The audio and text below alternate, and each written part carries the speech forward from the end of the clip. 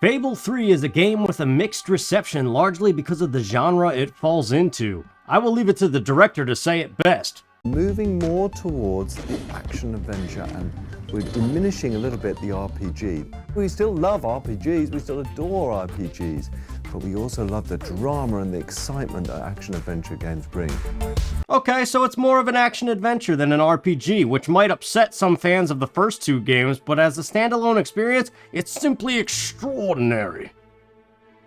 You are free to roam as you please and make the choices you desire toward good and evil, and all along there's not a pause in the action as the gameplay emphasizes real-time combat. There are some big-name voice actors like John Cleese as Jasper the Butler, which really adds British humor to the experience. You're dressed as a chicken. What are you planning to do dressed as a chicken? So, what is it about? In Fable 3, you play as either a prince or a princess sibling to the King Logan, who has gone tyrannical with power. It's up to you to either continue down the path of tyranny or try to be a hero that brings newfound wealth and safety to the kingdom. You can choose to befriend any villager by performing awkward actions like whistling in their face for 5 seconds or imitating a chicken. Or you can strike fear into their hearts by being so rude as to fart in their face and other such diabolical behaviors. Whatever you choose, you will need money to fund your equipment and the kingdom. Fortunately, there is a real estate system in play that lets you purchase and rent out any house in any village and dictate the price of the rent, once again putting the people of the kingdom in the palm of your hand.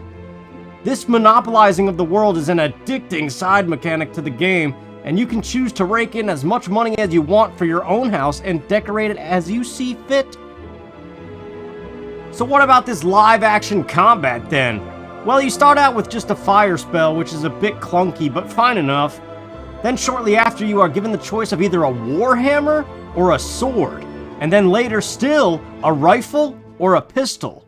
Between all three, you essentially button mash and dodge roll out of the way constantly, which is fine enough, though arguably the most stale aspect of the game. But the fact that it doesn't slow the pacing like turn-based RPG mechanics is very nice. Each kill nets you experience in the form of guild seals, which you can exchange on the road to rule for upgraded abilities and new interactions.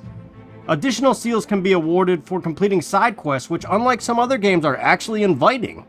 Each side quest is unique and at times a mini story on its own, and the reward is always worth it and tied to the experience system. But wait, there's more! Once you deal with the King Logan, it's not the end of the game. You actually get to act as king and make decisions that affect the entire kingdom, its finances, and your reputation. It's an interesting take on the story and gameplay and a nice change of flow. Every day has an agenda, but there's one drawback. There's no warning that it's coming to an end. It starts with 365 days remaining, then drops to 200 something, then 190, and then all of a sudden you're in the final battle. So if you're shooting for the best ending, you had better be ready early. And that's Fable 3, a most remarkable experience that is not deserving of the random hate it gets, and simultaneously not the best game either.